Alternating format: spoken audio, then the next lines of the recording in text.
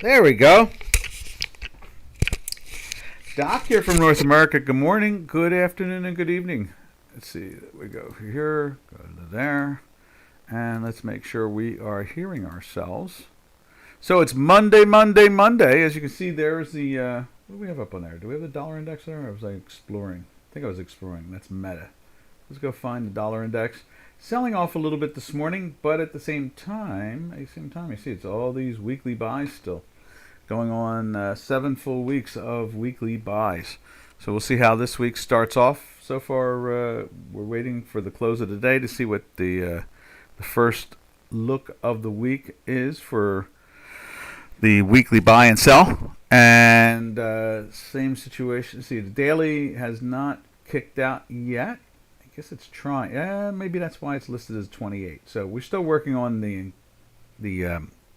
this beta to try to straighten out the dates at the end and the beginning of the weeks. And you can see here it's in a cell right there. Let's see if we can see that. Yes, right there. Ooh, let's go on to the chat line too. Make sure everything is making sense or we're hearing our own voice. There's Robin. Hey, Robin. And let's see. No, thank you. And let's go to, let me check it here. Yep. I hear me, so that's good. All right, so you can see right there, the daily is breaking down a little bit, and the weekly is trying to break down. It does it on the futures contracts. We're able to see that. That's really cool. The stocks are delayed in the code. We have to figure out why the date is wrong. That's what it has to come down to. But we'll get that figured out. What else is there to be said about the dollar? You know, the first things I usually do in my head, I think instantly, what are the bond vigilantes doing? Hey. What are the bond vigilantes doing? So let's go on to the other platform. Well, we could do it here too. Let's go on to the platform here on the beta and take a look at the bonds. There's the bonds. They've been in a sell, and when the price is going down, rates are rising. When the price is going up of the bond, interest rates are dropping. You can see here it's making an attempt. It's been in that weekly sell now for 5 full weeks, and it's making an attempt on the daily today to try to lift up a little bit. There's a great debate going on. The Fed's job is employment and inflation, and they manipulate that through interest rates. But right now, the talk is basically they're saying there's 9. I don't think I doubt it's 9 trillion, but it's a big number. Maybe it's 900 billion. I think that's probably what it is. 900 billion $900 billion worth of leases in the commercial real estate market are up for change this year. Okay, so in other words, they renegotiate the contracts, and because of the interest rates, it's really putting pressure. In other words, some of those contracts were signed where interest rates were 4.5% or 5% or 3.5%, and now they're going to be pushed into the 5.5%, 6%, if not even higher numbers. So when we had interest rates down in 1.5 and 2s. I guess it was 1.5 and 2s and minuses on some level, depending on what it was. They signed contracts for like 3%, 4%. Now the contract interest rate might actually double, because we've gone from 3 years ago, we went from like 1.5, and now we're at 5.5 basically, or 4.5, depending on if it's a 10-year or 5-year or 2-year. 2 years, I think, are trading in. Well, let's just show you. Let's not just guess. Let's just show you what the interest rate market looks like. Let's see, and then that alone will make it. There it is, right there. That alone will make it a lot easier to, look at it. You can see here, 1 month is at 5.3. Is that 3.7? Yeah, right there is 3.7. Okay, you can see that. You can see 2 month is at 3.9. You can see 3 month is at 3.9 also. You can see 4 month is at 5.4. Let's drift down to 1 year. 1 year is at 5.2. Okay, 5-year is at 4.65. All right, between 1 year and it's a half a percentage point. The 2 year is at 4.9, and then the curve goes down. You can see, let's say a 10-year interest rate is at 4.6, and a 30-year is at 4.7, and here's interesting: is 20 is at 8. It's in between. So basically, depending on where the property is and the company that owns it, they could actually go and turn around and start charging, say, 7.5% compared to the 3.5%. It could double in some places.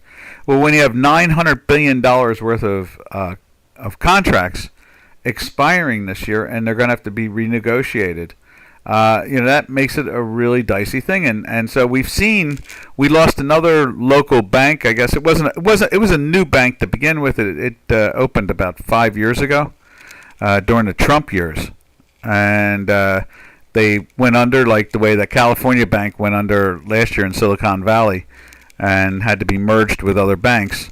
So there's problems, and so the average, how do I say this again? The average financial guy out of Wall Street wants the Federal Reserve to save them. You know what they call those? Free puts. That's right. Give you some free puts. How about if we give you free car insurance just because you bought our car? How's that? That's pretty much the same analogy of it all. You buy the house we're selling you, and we'll give you some free insurance. Will they build the price in on the cost of the car? Of course they will.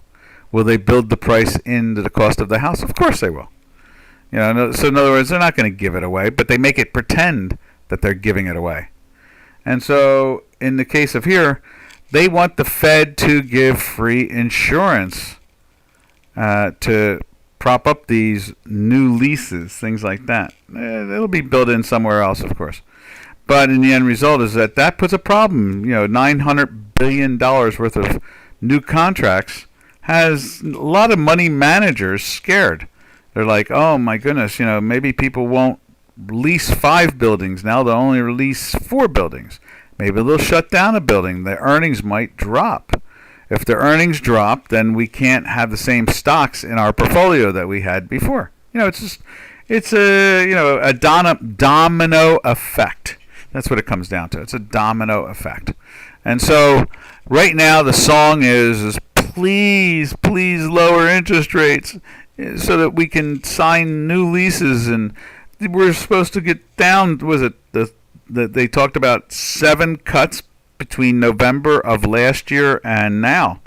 We have not had a cut yet because why? Inflation keeps on increasing. As much as they keep on trying to tell you it's not, it is. It's just not going up as fast as it was before because they're doing their best to slow it down, but they can't get rid of it. So in other words, it's still double what it was underneath Mr. Trump. And that's what they're scared about. So, policies mean something. As much as they like to pretend, policies don't mean anything. Don't worry about it. Those millions cutting across the border mean nothing. And so at this point, we have that problem this morning. They're talking about it again this morning. The Fed meets this week, and they're like, please, can't they just cut a 0.25 percentage point? Just start the process and then not cut anymore for a while. Just do something to prove that they're going to cut rates. Now, for me and most Americans, we grew up with interest rates in the 3.5–4% area. That was a norm.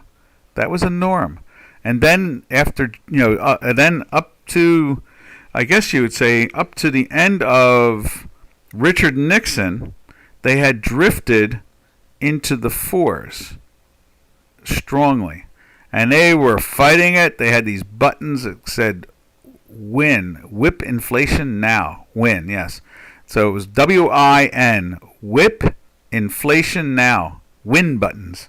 And then Jimmy Carter came in, and his administration was totally dominated by the socialists in our government, like today, and inflation went to like 18–19%, and it just was a freak out. Now, Larry Summers, who I've mentioned before, is a active Democrat and been involved in the Democrat Party under Mr.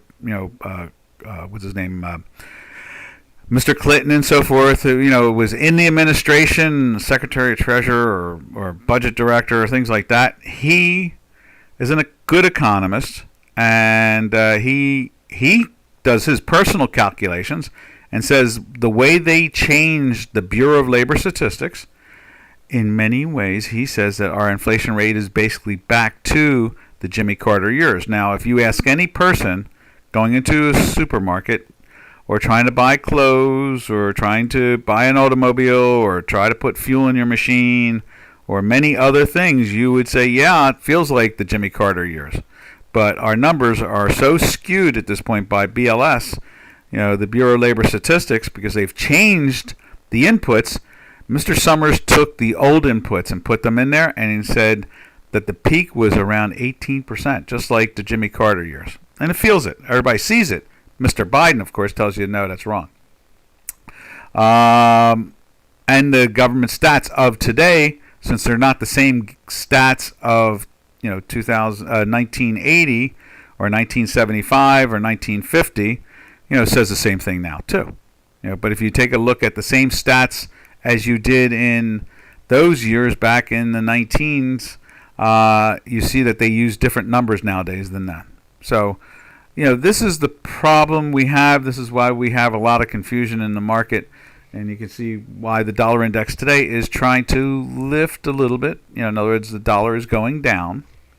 And see, that's the bond there. And the bond is going up because they think, ooh, maybe they'll cut interest rates.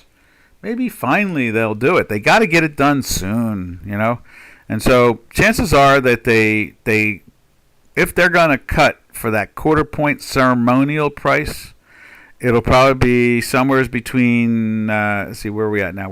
It'll be in May or it will be in June. That's where a lot of people think that they'll throw it in there no matter what. That will hurt the Fed's reputation, and that's what the battle is all about at this point.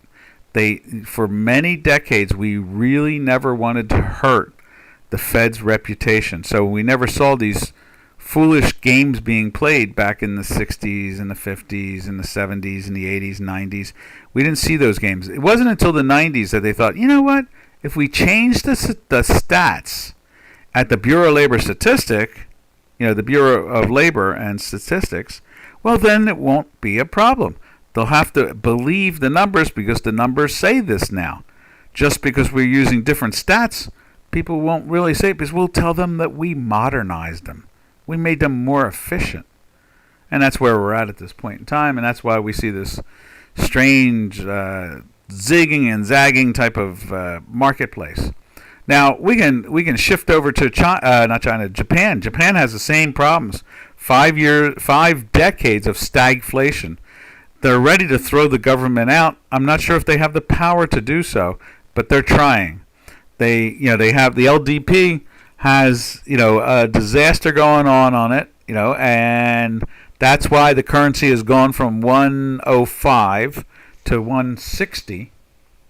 It's looking like Turkey all of a sudden out of nowhere. The early years of Turkey when it all fell apart. Now let's put up on the beta. Let's put the yen up there for a second because it's all kind of connected in a sense. It's evidence. It's always evidence. In other words, I don't take the statistics so seriously. Janos has made some videos over the decades about how to trade, what do they call it, fundamental information.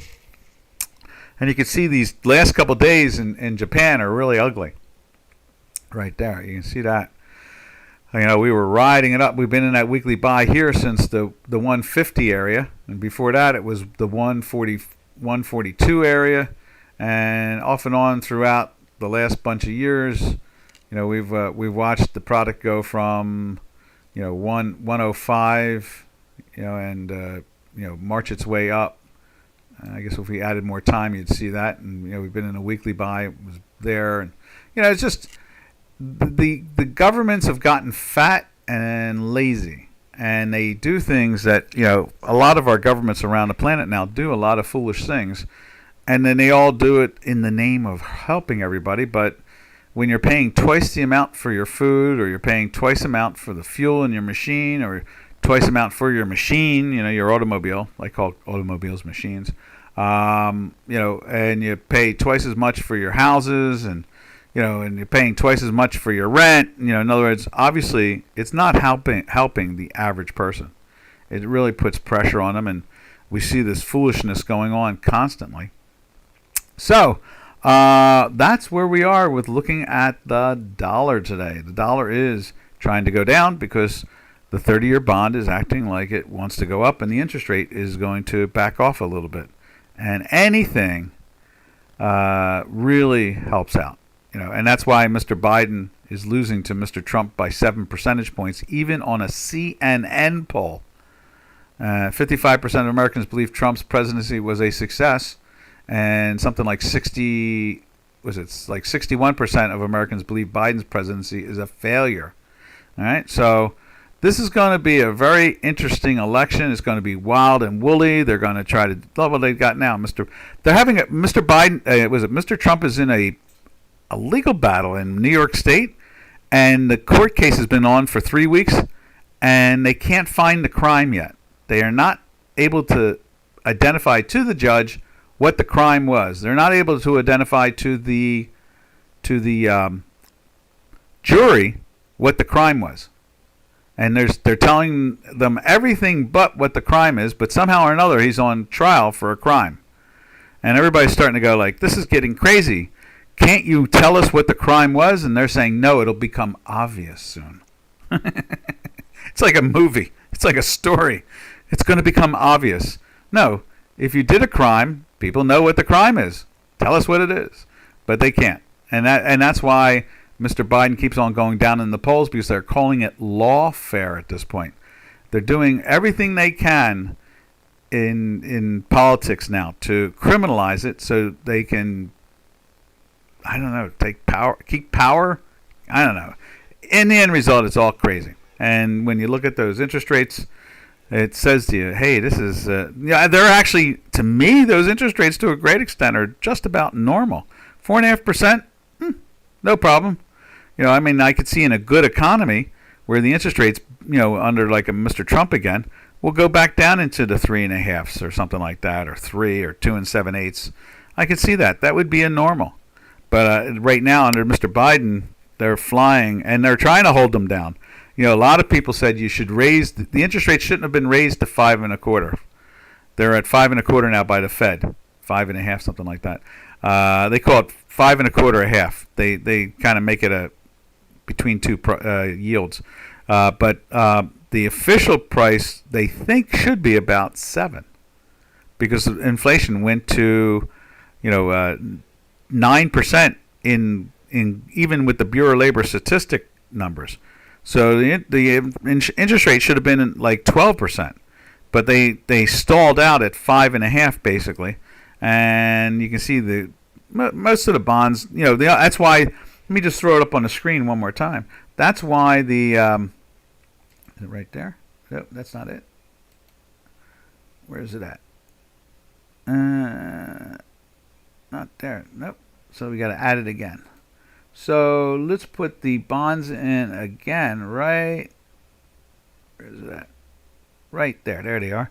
And that's why bonds in the 1 month rate are at 5.37, and in the 6 month rate at 5.39 basically.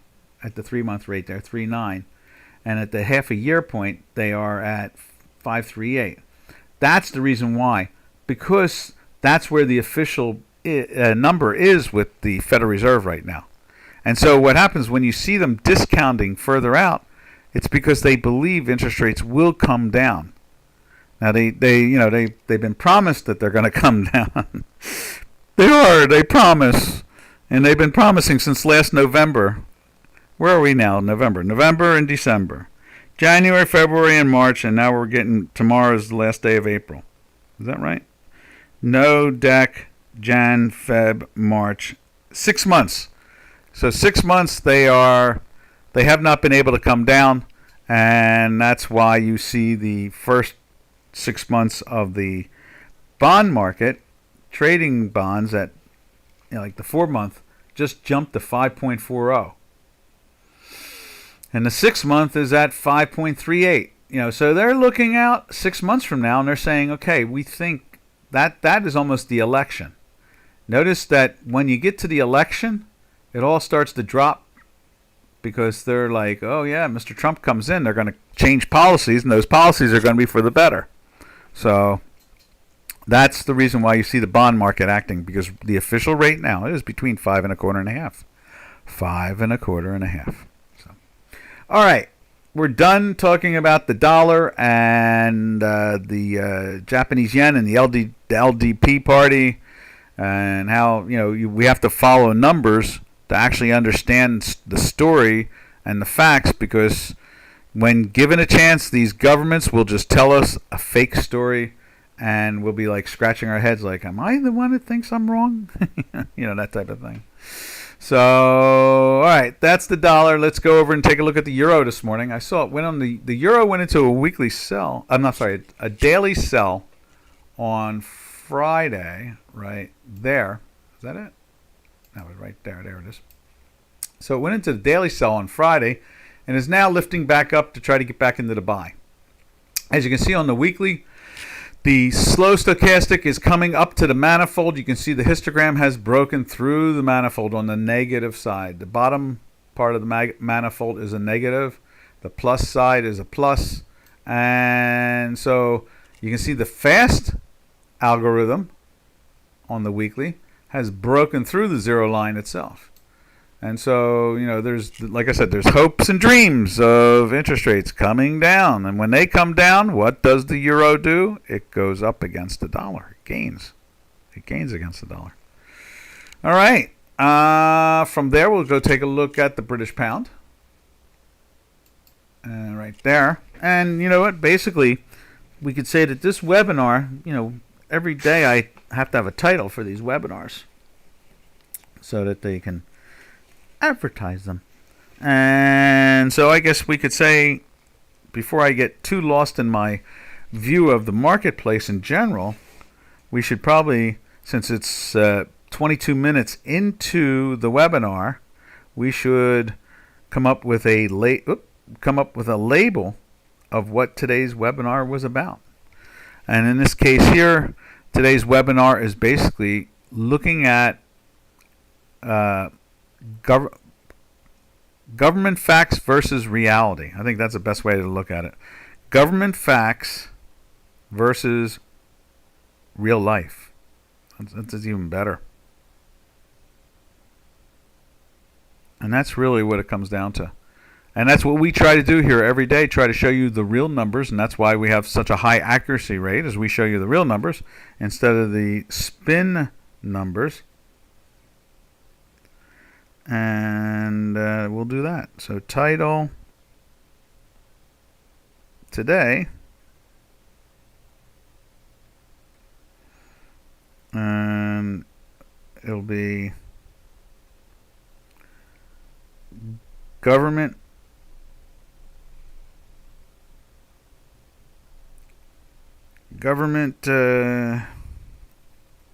numbers versus real life. There we are. And I think that'll be the title today. All right, now, as you can see, the British pound stayed in the daily buy, and it's the fifth day in the buy. You can see the weekly is doing the same exact thing here. The slow is busted through the minus side even. Both the histogram and it finished the week off that way too, last week. And you can see here the slow algorithm is breaking through the manifold as we speak. The fast algorithm is through it. So we're seeing that strength. We know it's there. We know that interest rates and the market is interpreting with all these other stats that Mr. Trump, no matter what they do to him in court, since they seem to be, not able to identify the crime he did, and he's in court for 2 weeks now, and there's no crime. They're like, well, what's the crime? The prosecutor says, you'll find out. So you're guilty until proven innocent in New York State at this point. So the markets are real life, and they're like going, wait a minute here. We have to price our bonds as we trade them every day. That's why they call them bond vigilantes, because the government has a real hard time keeping control over the way they price the bonds. And so as much as they can manipulate the currency market and they can manipulate the stock market, they have a real hard time manipulating the bond market. It's just a much bigger and powerful game, participants basically. So that's where we're at. And you can see the cable is trying to lift up and doing a fine job about it too. From there, we'll drift over to the Swiss. Swiss is doing an interesting thing. They've been fighting the inflation in Switzerland. They didn't pull the goofy transitory story. They could have done the same thing. They could have easily said, oh yeah, inflation's transitory these last 6 months. Or not even that. They started it in January, going out of December. So they could have lied to the population of Switzerland, but they did not.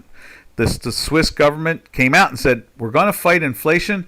Our currency's drifted down to the 83.5, 84 area. We're going to fight inflation so that we don't allow that to interfere. They cut interest rates a 0.25 percentage point about a month and a half back because they actually thought, or maybe it was 2 months ago now, they actually thought that the Fed was going to cut. Remember all the way up until 2 months ago, it was every Fed meeting, they're going to cut, they're going to cut, they're going to cut, they're going to cut. And now here we are going into May, and they realize, ever since November, they're not cutting. All right, so you can see the Swiss, very steady. It's working its way into the sell today. You can see the weekly is trying to break down the same identical ways as the euro is trying to break out too. They're both going in same directions. From there, we go over to the yen. We showed you what's going on in the yen. Look at that. Just incredible. The LDP, it started with the LDP. That's the the Liberal Democrat Party, who's been running Japan forever. Got into real trouble this time. And they lost the head of the Bank of Japan from it to start off with.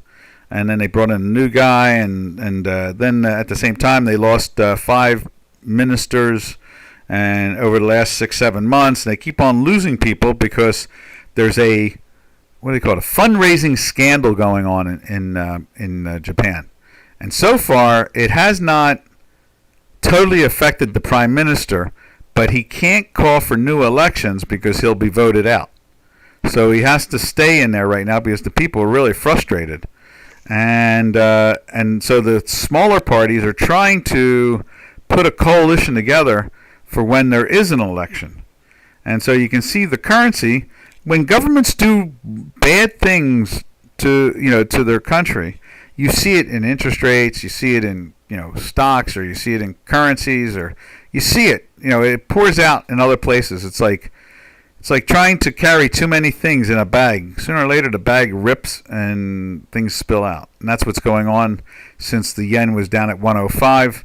Now it's trading. It got up to 1.60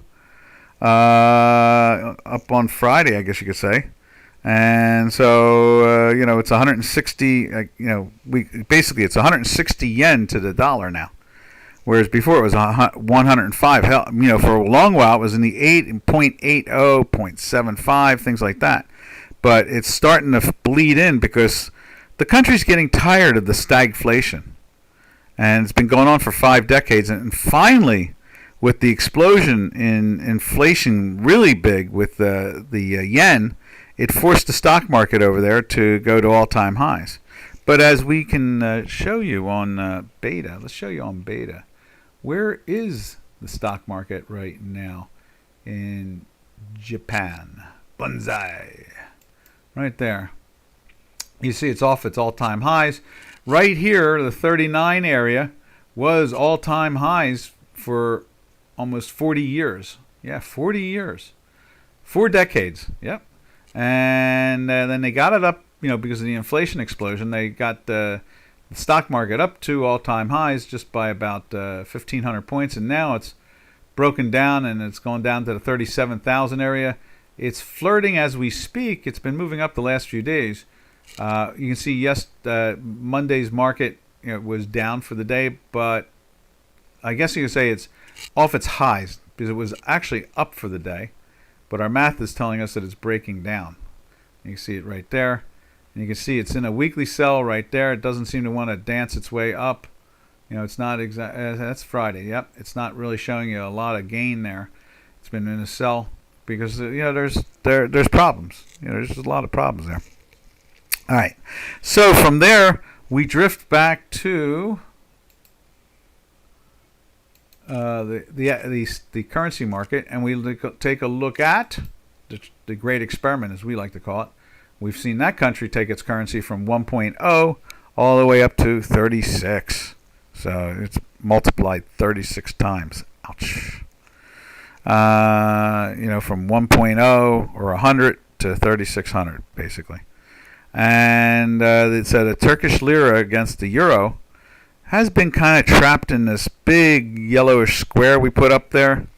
You can see that there. From here we put that box in there because it seems like it's trying to hang around in that area, even when it gets distorted and gets blown through it through whatever execution. Now, at the same time, we've been 33 weeks in a buy. Looks like we're 2/3 of the year in a weekly buy, but this week we're starting to act a little different. You see that there, going all the way back to I think it was from the 27 or 28 area. The right in there was in a sell, and then went into the buy in here in the 27, 28 area, and has gone to 36. So it's basically it's almost like a 30 some odd % gain, or a loss. It's a loss for the Turkish people. It's a gain by other currencies, or in this case, the euro, the euro currency. So the pressure is on there. Again, policies mean something, and obviously, when your currency goes from 100 to 3,600, ow, that hurts. Okay, so from there, we go from the great experiment, because they have some policy they got going on there. It's just not working the way they expect it. That's all. Sooner or later, it'll change the policy and it'll start to work right again. Now let's go over to the South African Rand, which is a tip-off of what's going on in the metals market. Now, at the moment, we believe that the South African Rand is about 25 or 30%, maybe over 30% overinflated, hurting the South African purchasers, the Afrikaners. It should probably be down in the 12s, but instead it's trading in the 18s. But the direction helps to clarify metals markets. So when the Rand is running up, normally gold. Let's show you gold over that same time period. Where is that? Right. Oh, right here. There's gold. You can see at the same time it was kind of, it was going down and going up. We went into sells a lot, but they couldn't take it down. You see it's in the weekly buy for a while now. They couldn't take it down, but they went sideways. Then when the South African Rand started to, you can see it broke down here. And somewhere around here, the Rand over these last 3 days let's go back to the Rand. There's the Rand. The last 3 days. Is that the Rand? Yeah, that's the Rand. So the Rand in the last 3 days has been going down. And since it's going down in this channel we kind of developed a while ago, let's tighten it up just for the fun of it, like that, so you can see it. Now that it's trying to go down, gold is trying to lift up. And I know gold has been in a daily buy for 3 days now, the third day, and not really going too far. It's had a wonderful run. So when you look at the price of gold and you look at the price of the South African Rand, that's how I get an idea that it shouldn't be at the 18s and 19s. It should be at the 12s and the 13s. but they have some government problems down there. Not only does their government making poor decisions, but they, like the LDP and the United States with Mr. Biden's administration, have done things that are against the law, and they're just not being prosecuted for it because they control the government. So we've gone banana republic here.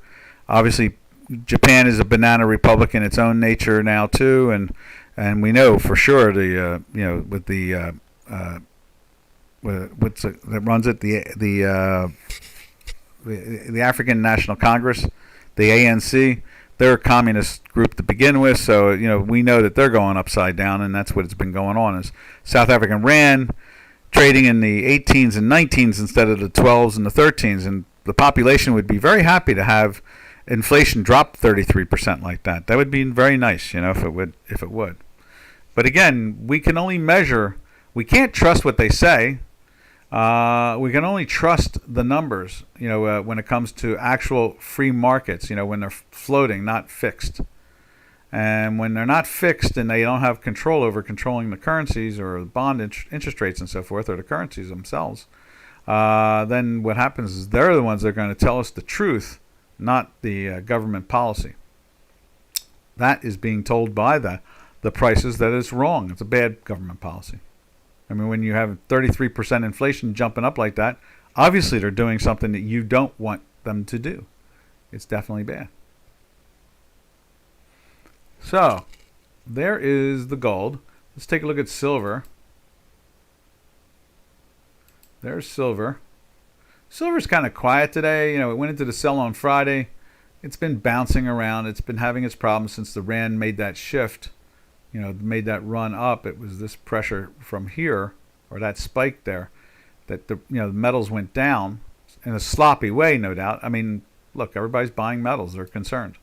And so, that's why even when we go into a sell up in here, the thing was in a, I guess it went into the buy there and then went back into the sell the next day. I think that's how it is. Let's grab one of these. So it went into the buy on that day, right there, after that spike, and then the following day it went back into the sell again, right there. And so it's been a lot of confusion and direction, and just not being able to get its game together. And then it did the same thing there. Then it did this thing here. One day it goes into the buy, and then it turns around and goes back into the sell again. It's a lot of I like to call it trafficky or busy. It's very busy. I'll use a hedge fund analogies, soft like sticky, or busy, or not today's work. Instead of saying I'm not buying that thing, it's a piece of junk. Oh, it's not today's work. Hedge fund language is so fun. It's amazing. All right, from there we go over and take a look at copper. Copper is interesting. Copper keeps on lifting, and I'm not sure if, we're hearing these stories. The Chinese market overall, or the Chinese economy, has these enormous outflows. We were showing you that the money is leaving the country. And that's when Bitcoin has a habit of going flying up when the money's leaving the country. They try to move their money through Bitcoin. So, they have a fixed currency. They every morning they wake up and say, okay, this is what we think our currency should be worth. And that's it. And that's why it only trades like 2.5–3% in world markets. It's an insignificant currency. As much as you want to hear people talk about the BRICS and, oh my goodness, they're going to take over the world economically. You hear all these funny stories, but in fact, there's no truth to it. That's the problem. But, when you have a media that's very socialist, they love communism.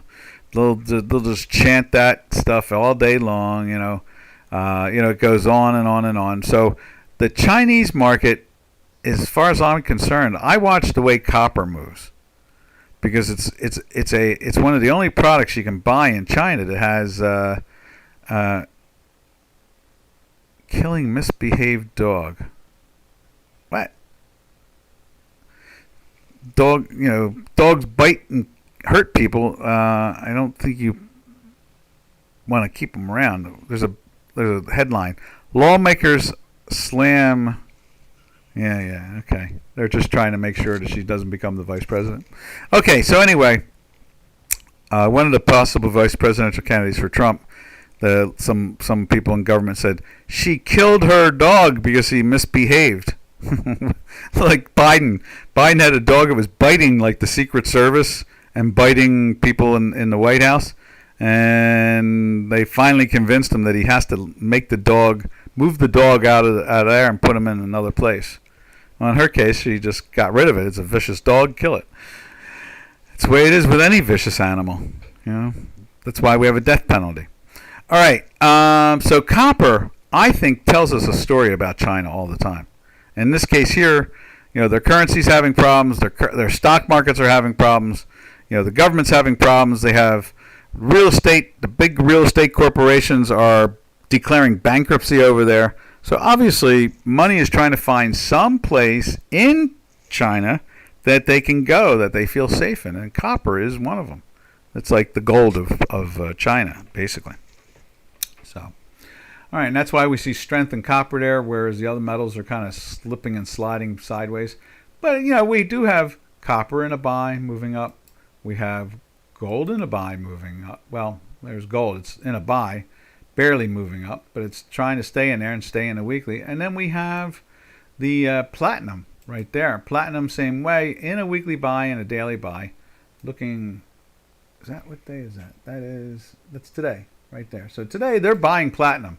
And I like to call platinum the worst short in the world, the most dangerous short in the world. I can't imagine gold at 2,400 and platinum trading under 1,000. It just, to me, is mind-boggling. All right, from there we slide our way over to the energy sector. Let's take a look at energies this morning. There's crude oil. Crude oil's been in a daily buy for a couple of days here now. What is it? Should be one over maybe? I don't know. Something like that, I guess. There we are. And so there's crude oil.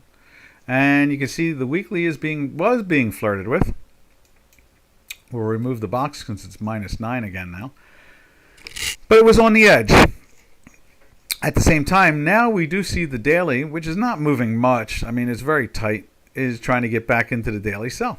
So that's the action we see there. Let's put it up on beta. Let's see how beta is doing.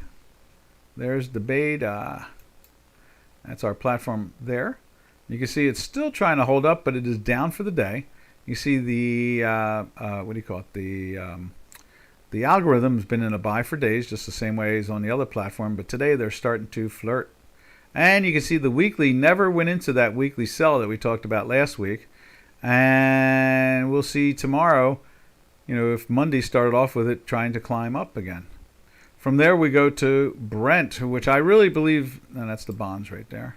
But here in Brent really seems to be the real proof of the action. And there is Brent. You can see, no, that's not it. Let's go to Brent. There it is right there. There's Brent. You see Brent has been in a daily buy for like 6 days now. At the same time, weekly buy, very firm. It doesn't, now we were surprised that it fell off the 92 area and came back down to the 86. But for the last 5 days, it's bounced off of that 86 back to the 90 area there on Friday. We're a little underneath it at 89 and change today. The energy sector is trying to lift up. They're trying to get some strength into the action there. Let's see, where is it at? Let's take a look at, what do we got here now on the energy? Oh, well, let's take a look at natural gas right there. Whoa, look at that spike. Let's see if we got that on the, they may have changed the contract. They were probably following the May contract, and that's all that really is. Now let's go take a look at it on the big platform we use every day. And you can see there, right there, it's not showing that wild spike. And that's the May contract, and I wouldn't be surprised we are in the June contract. Remember, energies have a habit of expiring a month beforehand of their name. So in other words, when you're looking at listed options and it says like the May 17 calls, it means it expires on May 17th. But when you look at energy sector, when you see natural gas in May gas expires in April. And today's second to last day of April, so that could be that's going on there. We'll put something up on the screen so we can investigate that. Let's do that. So we go like that. and we go like that, and we go like, let's go to Green City or the exchange and take a look at the futures contracts. And there is natural gas. And what do we see here? Yes, that's what it is. And so we're going to throw that up on the screen. Matter of fact, there is no May contract now. I'm not sure why we have a May contract. We shouldn't even have one on there. We should be in June. So let's fix that. As we speak a Ruski. June ski. So May doesn't even exist anymore. So let's do this. Let's go like that. And we go bing, bing. And we don't even have it saved. So we have to do that. Let's see what we got going on there. Go to futures and put it in there. NG, natural gas. Look up. And we'll get rid of that. I thought I had June in there. That's what's really surprising me. Natural gas, June, M, E, F, G, H, I, J, K, L, M. There it is. And there is 24. Let's see, M 24. Where is M20? There it is, right there. M24.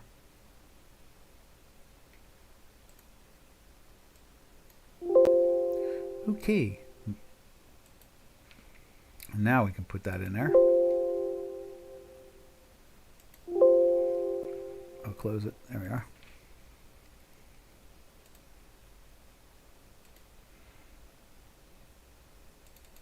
There we go. See, it's at 190.62. Bing, bing. That seems a little off course too, but we'll take a look at it. Close. Now, looking at the screen here, you know, May was down in the, where was May? May was down in the 160s. Let's open up the, let's do this. Let's move this over for a second and just take a look at the chart again. There was the May contract in natural gas right there. Oop. And it was the May contract there. Let's kill one of those. And it was trading in the 160s. Now it's the June contract is trading in the 190s. And that's why we see this. And then they'll probably clean up the beta tomorrow that way. Let's get rid of this. Like so. And you can see it there. June is at 1.95. You can see July's at 2.3. You can see August is at 2.4. Same thing for SEP. And October gets into 2.55. And actually, by December, we go into 3.56. Jumps up 60 cents. Okay. So that will get cleaned up. I guess we go like that. It'll clean itself up tomorrow. And this will be straightened out. All right. So that's the natural gas, and you can see it on this screen right there. You know, it's acting better. It's not that crazy little spike thing going on. You can see it's trying to get into a daily buy too. Actually, it went into the sell where? Right there. No. Right there. No, it didn't even go into sell. It's been in the buy. Okay, so just get rid of the red. See, it's went into the buy there. Climbed up. It couldn't get through the zero line there, so it kept on climbing, even with the red dot. And now it's trying to get into the sell there, but has a green dot, so we can't put it into the sell until the green dot disappears. So today you got just a green dot and it's above, so it's flirting with the daily buy. Matter of fact, it is in the daily buy since back here, even with this wild slide. So let's do this. Let's save it that way. There we go. And let's save it so that we can send it out correctly tonight. And natty gas. There it is right there. Natural gas. Bingo. All right. That is, excuse me, Darren. I think I'll take a sip of water. So that's the natural gas. It's flirting. Unacceptable for all.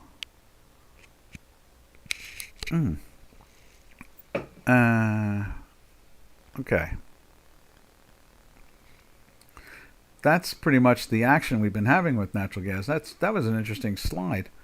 We'll have to double check that to make sure it's right. I bet it's wrong, and I might be cleaning that up, and it might be in a cell. So we'll have to go after that after the webinar at this point. But we just know that right now it's trying to stay in that buy for a while. But that is definitely a herky-jerky action. There's no doubt about it. That looks kind of wild with that. It's hard to believe our math didn't pick that up. So it must be bad data. I'll go to the exchange and see exactly how they have the quotes, make sure that they're accurate, and on our platform there we'll be able to change them. And tomorrow we'll see it on our beta. The beta will straighten right out. That's the thing. Matter of fact, where's the beta again? There's the beta. Yeah, so the beta pushed it. Let's just show it to you there. The beta pushed it into the sell 3 days ago. See that right there? Went into the sell off of that. And now today it's trying to get into the buy only because that's a bad tick. Because it should be like right around in the it's in the 190 area, but this is basically May numbers. For some reason it's doing the May numbers. Let's give it a spin again. We'll see. It'll straighten itself out, but it did catch it in there. That's what the beta is all about in the end result. More accurate than our big screen. It goes back and forth. It's 50-50. Most of the time they're both in the same direction. When they're off, the beta is usually more right than the big screen, which is amazing. So, all right, traders, that's natural gas. Let's take a look at the energy company. That's why we saw that energy company explode in Spain. I understand that the Spanish Prime Minister has chosen not to resign. I don't know what he's resigning over, but obviously they got a lot of government issues in a lot of different places. And you can see here today, there it is. Natural gas on our beta was, let's see, what was it doing? It was going down, and this went down for a couple of days, and now it's spiking back up again. And we're through the 24 area, and we've been in a weekly buy now for 4 weeks. So there's a lot of strength going into that energy sector. All right, what else have we got going on here? Let's go take a look at some of the world stock indices real quick. Well, we've seen what the Nikkei is doing. It's trying to lift up today a little bit. It's off its highs. That's about it. The Kospi. Let's see how the Kospi is looking right there. There it is. There's the Kospi right there. And Kospi is still looking pretty good. It wasn't a sell for a few days here. It's trying to get into the buy. And you can see the weekly is in a sell. So, it could be a big A and then a B and then another C on the downside. From there, we'll go take a look at Taiwan. There's Taiwan right there. I think we should have a Philippines one. I'm surprised we don't have a Philippines one. I'll have to hunt down the Philippines index because we'll be looking at that access. Japan, Taiwan, South Korea, and the Philippines. That's like this organization now. It's like NATO. It's like an Asian NATO. And so you see here, that has been in a buy for these moves up on the Taiwan. And at the same time, the weekly has been in a weekly buy for 2 weeks. It only had 1 week in a sell and turned around, and it was that big drop there, and then boom, back up again. From there, we'll go take a look at. See, this is where we should have the Taiwan one. Let me see if I can find the Taiwan stock. Now I'll do it after the webinar because we're at the end here. We're almost at 24. We're 55 minutes into it almost at this point. Let's go to the all ordinaries. There it is right there. And they've been, did that same drift down and in the weekly sell too. We'll look at the Nifty 50. Supposedly Nifty 50 is involved in that NATO thing. The Asian NATO. And you can see there it's been lifting up. More daily buys, only one daily sell out of that whole move up. And at the same time, we've been in a weekly buy for 3 solid weeks. From there, we drift over to, let's take a look at poor Hong Kong. Hong Kong's actually been acting strong lately. I don't know what that's all about. I mean, I guess all the Chinese companies that have gone bankrupt there have kind of cleaned themselves out. So you can see here 2 solid weeks in a weekly buy. You can see here is almost like 10 days in a daily buy. You can see it's been one wonderful grind up. Whereas we look at the Singapore right there, you can see Singapore has bounced with it, but nowhere near the same action. And it is in a daily buy for 3 days, and it's 3 weeks on the weekly, but kind of trapped in this range here. That right there seems to be just today, or today it popped its head up over it a little bit. Let's see how it does over the next day or two. All right, traders, we're out of here. We just got a chance to look at the Asian stuff, and tomorrow we can, unless someone asks, we'll do the same rhythm until someone says, "Hey, I'd like to see the FTSE, or I'd like to see the DAX, something like that." I mean, the DAX has been acting very strong. Right there's the DAX, looking good coming off these last week, and it's in trying to get into the weekly buy. It's not. It's just like now the FTSE. There's the FTSE. It's been in weekly buys for weeks, daily buys for weeks, and it's at all-time highs. All right, traders, this is Doc from North America. We will catch you all same time, same channel tomorrow. So, happy trails to you until we meet again, which will be tomorrow. Happy trails to you, to all our trading friends. Later, traders. Have a safe and smart trading day. Ta-ta.